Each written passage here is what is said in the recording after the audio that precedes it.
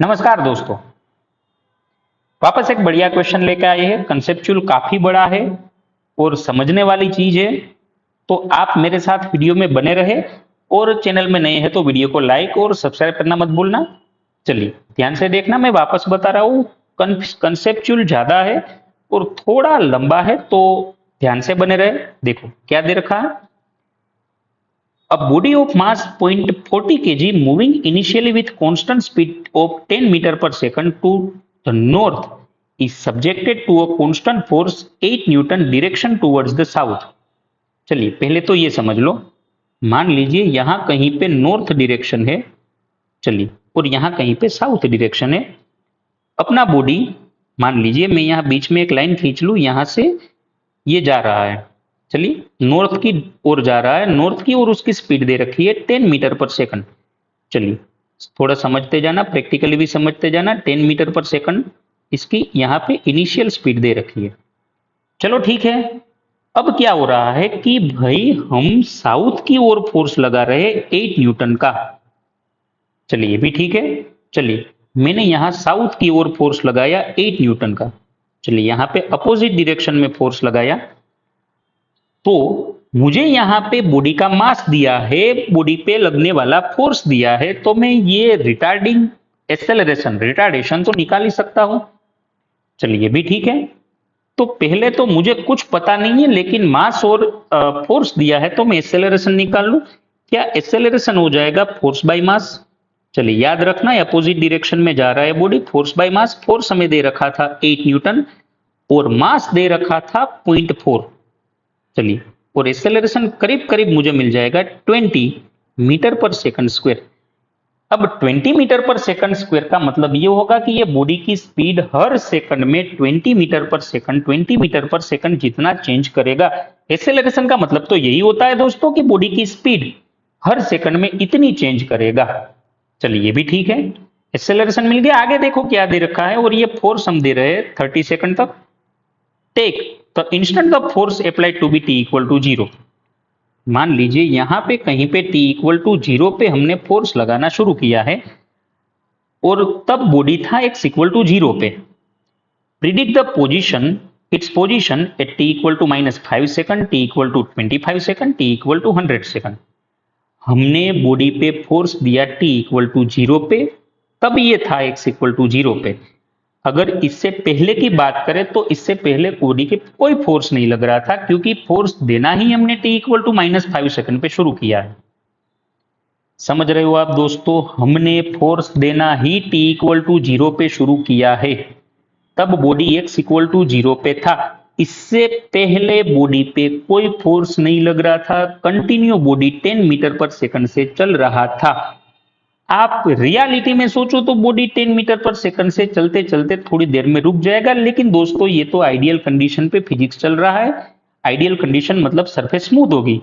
अगर एक बार बॉडी को कोई वेलोसिटी मिल गई तो बॉडी फिर चलता ही जाएगा, चलता ही जाएगा, कहीं पे भी नहीं रुकेगा। चलो ये भी ठीक है। पहली बात पहले हम निकाल लें, चलिए पहले हम निकाल लें टी इक्वल टू -5 सेकंड पे, टी इक्वल टू -5 सेकंड पे।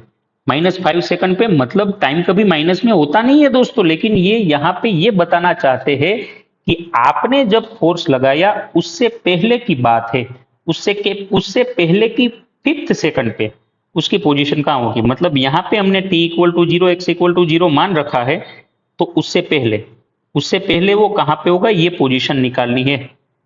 अरे दोस्तों समझो यार, t इक्वल टू 0 पे फोर्स लगाया है, और हमें फोर्स लगाने के पहले की 5th सेकंड पे हमें उसकी पोजीशन निकालनी है। मैंने पहले ही बता दिया, फोर्स लगाने से पहले बॉडी कांस्टेंट स्पीड से जा रहा था।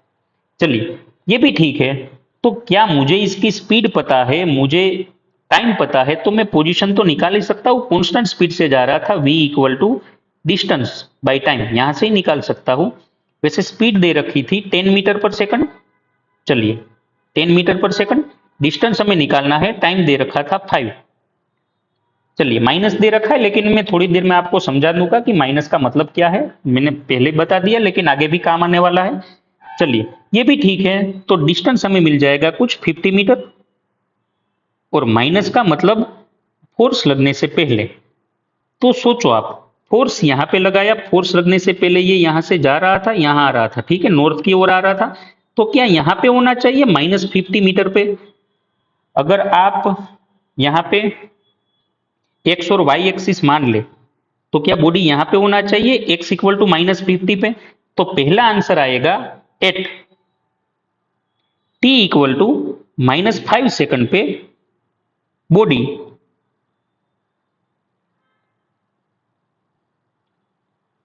x इक्वल टू -50 पे होगा। और इसके कोऑर्डिनेट लिखोगे तो यही आएगा -50 मीटर। चलिए ठीक है, पहला तो बड़ा ही आसान था, चलो ये भी बात है। अब दूसरा, हमें इसकी पोजीशन 25 सेकंड पे भी निकालनी है। तो हमने फोर्स दिया t इक्वल टू 0 पे और वो फोर्स दिया था 8 न्यूटन, हमने एक्सेलरेशन निकाल लिया। अब आप सोचो कि ये जा रहा था ऐसे, फोर्स लगाया साउथ की ओर, जा रहा था नॉर्थ की ओर, तो क्या ये जो एक्सेलरेशन आया वो रिटार्डेशन होगा? क्या हमें इक्वेशन में इसकी वैल्यू लेने वक्त, इसकी वैल्यू लेते वक्त क्या ये -b रखना पड़ेगा क्योंकि ये रिटार्डेशन है? चलिए ये भी ठीक है।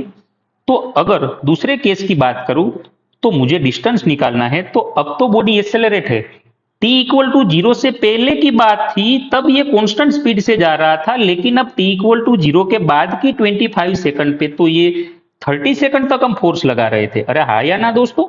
तो 25 सेकंड पे तो ये एक्सेलरेट था, तो कांस्टेंट एक्सेलरेशन का इक्वेशन लगा ले। चलिए दूसरी बात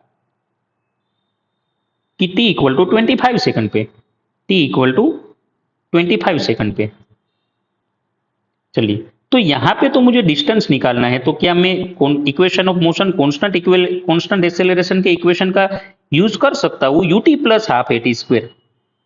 चलिए ये भी ठीक है। u दे रखा था 10 और टाइम दे रखा था 25। अब यहां पे माइनस कर लूं क्योंकि ये रिटार्डेशन है।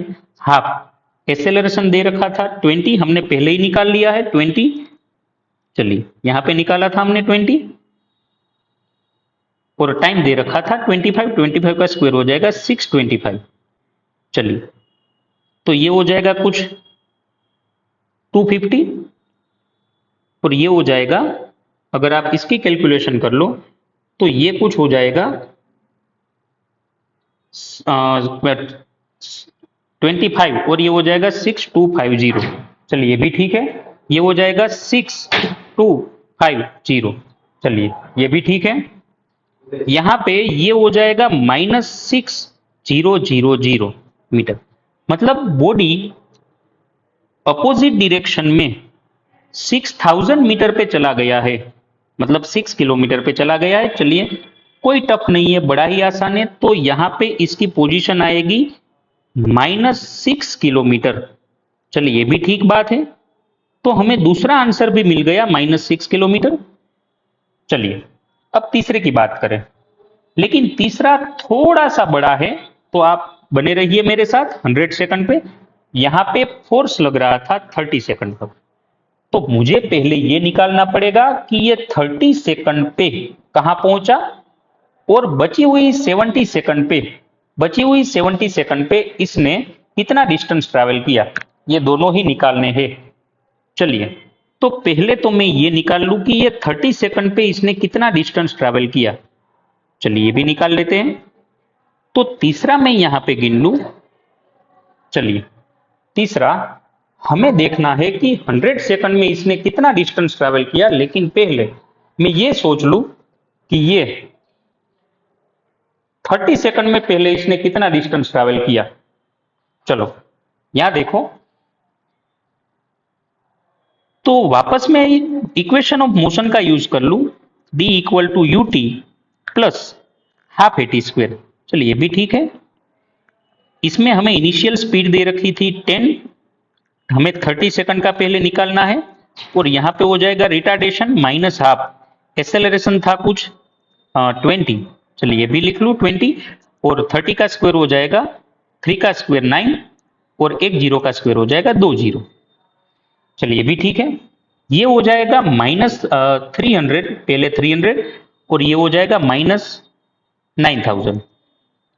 तो 30 सेकंड में इसने ट्रैवल किया है -8700 मीटर।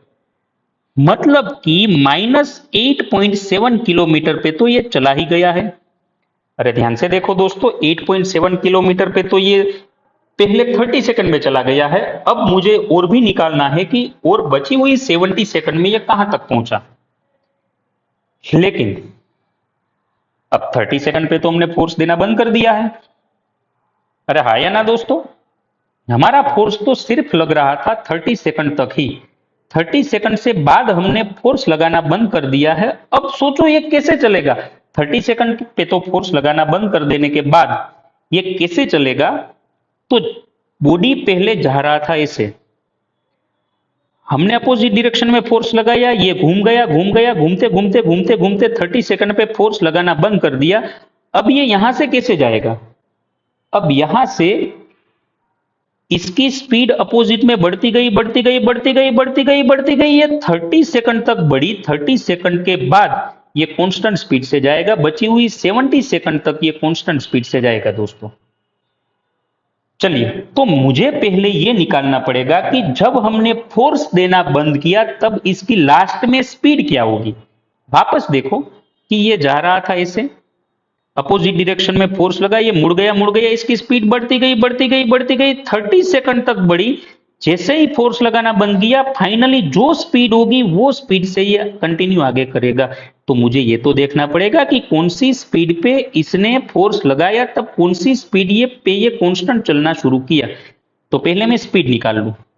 चलिए, तो वो भी मैं इसे ही निकालूंगा। v इक्वल टू, चलो v equal to u plus 80, मतलब मैं फाइनल स्पीड निकालू आफ्टर 30 सेकंड।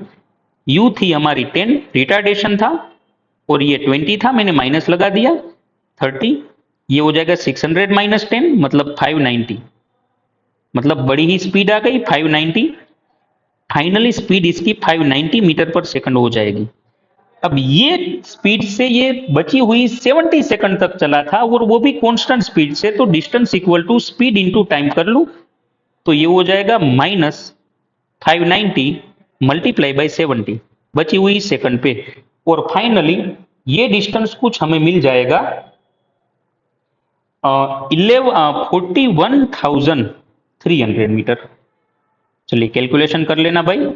अब आप सोचो कि जब तक फोर्स लग रहा था तब तक ये 30 सेकंड में इतना चला, और बाकी सेकंड में ये जो फोर्स लगाना बंद कर दिया तब कांस्टेंट स्पीड से इतना चला।